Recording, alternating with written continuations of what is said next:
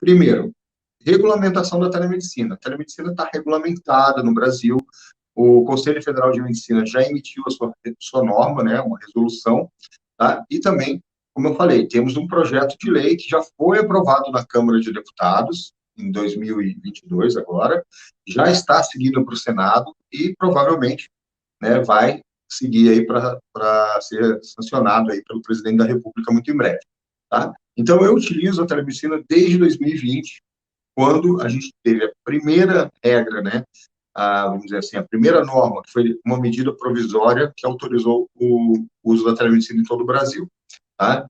Então, aquele foi o primeiro melhor momento para utilizar a telemedicina, né, já em 2020. E o segundo melhor momento é agora, porque tem uma resolução do Conselho Federal de Medicina. Então, isso nos traz mais segurança, mais clareza também em relação às regras.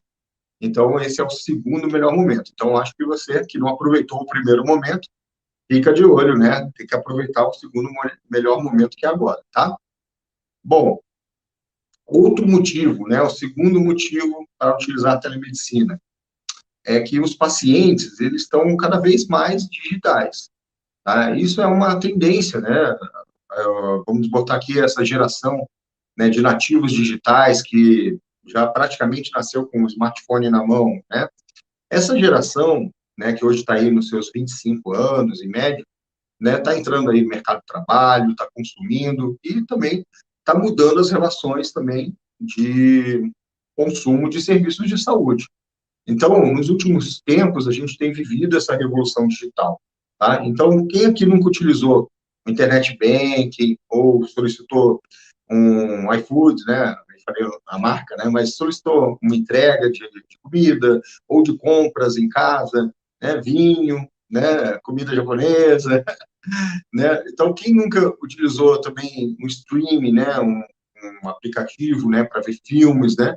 Então, a gente tem que estar seguindo, né, essas tendências, a gente não pode ficar de fora. Aqui eu vou lembrar aqui, né, um exemplo, né, quem conheceu Blockbuster, né, a locadora de filmes, né, não existe mais, né, tinha um monte e hoje acabou, porque não se adaptou, né, a essa mudança, tá? A Kodak, né, questão de filmes, né, fotográficos, né, máquina fotográfica e filmes de revelar fotos, também não se adaptou, né, perdeu, né, o rumo aí durante essa mudança. Então, você que é médico, precisa, né, estar antenado nessas mudanças, tá? As coisas mudam, né? A gente não pode ficar como se fosse um fabricante de vela, não querendo que existisse lâmpadas, né? Então, a gente precisa se adaptar.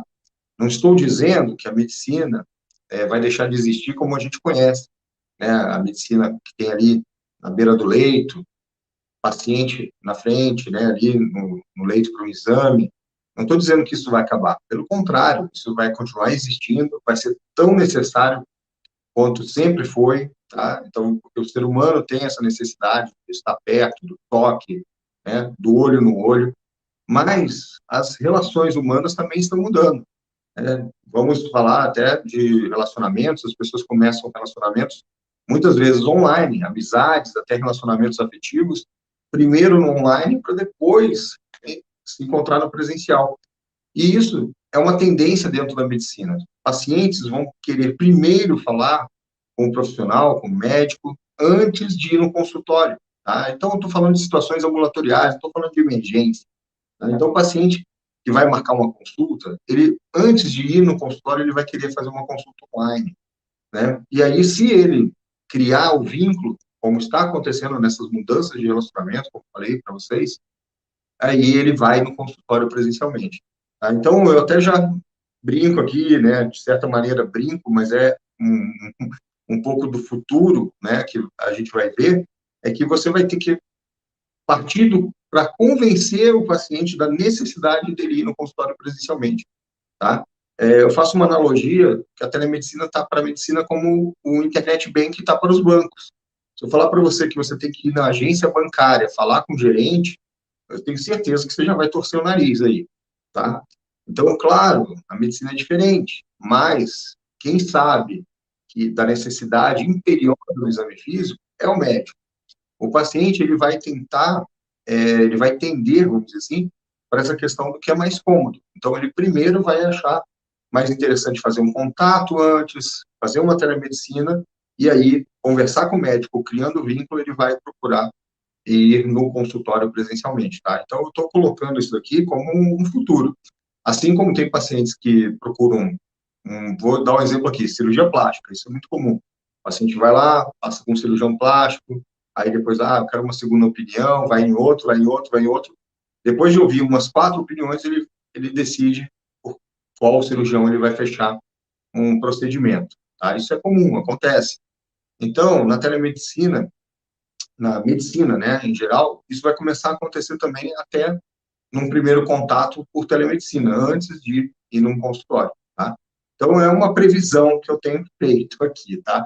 Que eu já estou vendo alguns pacientes que já me falam, né? Olha, doutor, a gente poderia fazer uma consulta por telemedicina, ou eu preciso vir aqui mesmo, né? Os pacientes já estão ligados no uso dessa ferramenta, tá?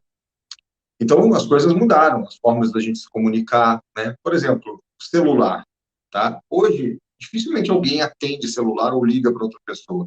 Tudo é ali no contato via um aplicativo de texto, né? Vamos falar mais comum, WhatsApp ou Telegram.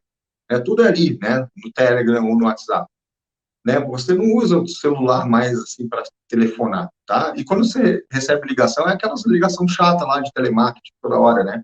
A cada 30 minutos ficam ligando, né? Então, isso tem um impacto nos relacionamentos também. E a medicina não vai ficar de fora disso, tá? A medicina também sofre essas influências, tá? O terceiro motivo, né? Já estava falando dos dois motivos, né? O terceiro motivo, obrigado, Denise. Espero que tenha sido esclarecedor, né? É, Vamos lá, o terceiro motivo para você utilizar a telemedicina no seu dia a dia, no seu cotidiano, tá?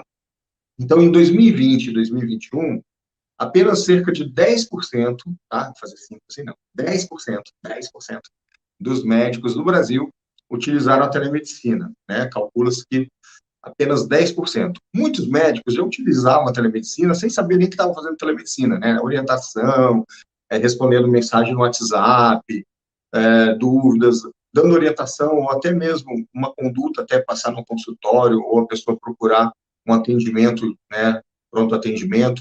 Isso é telemedicina, só que estava sendo feito sem, né, vamos dizer assim, formalidade. E muitas vezes o colega médico nem recebia seus honorários por esse tipo de atendimento, tá? Então, esses dados, né, que 10% dos médicos do Brasil utilizaram a telemedicina entre 2020 e 2021, é da Saúde Digital Brasil. De acordo com o estudo demográfico, no ano de 2020, já somos 500 mil médicos no Brasil, tá? E a projeção para 2030 é de quase 1 milhão de médicos, né? Cerca de 815 mil médicos para 2030, tá? Então, a gente está bem perto, falta só 7 anos para isso. Hoje, calcula-se que no Brasil são 35 mil vagas de medicina por ano abertas na graduação, tá? Então, 35 mil vagas, provavelmente, né, contando aí que está nessa média, são 30 mil formados ao ano, tá? Então, a gente tem um crescimento da população médica, né, em progressão geométrica, tá? Outro estudo, né, o ProvMed 2030, propõe o desenvolvimento e aplicação de modelos dinâmicos para análise da provisão da necessidade de médicos no Brasil. A gente sabe que existe uma má distribuição geográfica dos médicos no Brasil, e a gente precisa da questão da interiorização, tá? E a telemedicina até supre essa questão aí, né? A gente tem muita dificuldade de especialistas focais no interior do país. Então, a telemedicina pode ajudar muito a resolver, né, essa questão de falta de especialistas no interior, tá? Então, no final de toda essa história aqui, né, eu quero chamar a atenção esse terceiro motivo, porque cada vez mais teremos uma concorrência também de médicos, né, na oferta de serviços de saúde, tá? E como a gente viu também, as mudanças, né, dos relacionamentos, da forma como as pessoas consomem serviços de saúde, estão ocorrendo, tá? Então, portanto, quem sobrevive não é o mais forte, né? É o que se adapta melhor às mudanças, é o que é mais adaptável a essas mudanças. Então, a gente não pode ser tão rígido, né? e como alguns colegas eu vi lá em 2020, né, quando falaram em telemedicina, não, isso é impossível, não dá para fazer, não serve para minha área, né, ou não serve para área nenhuma, né, e tal. E hoje, né, alguns ficaram até para trás, né, de outros colegas que já implementaram o uso da telemedicina lá em 2020. Tá? Eu vejo colegas cirurgiões utilizando a telemedicina. Muita gente, mas cirurgia, como fazer telemedicina?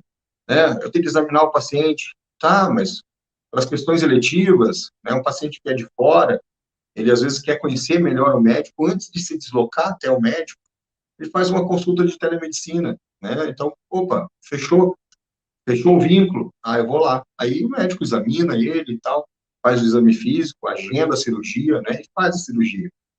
A gente está falando aqui de cirurgia, né? Já tem na própria resolução do Conselho Federal de Medicina, já se fala de telecirurgia, porque a questão da evolução tecnológica ela é muito rápida, e a gente cada vez mais vai ter a questão da cirurgia robótica, da telecirurgia, e o Conselho Federal de Medicina já vislumbrou isso, já colocou isso também na resolução, e existe até uma resolução específica também sobre essa questão de cirurgia remota, né?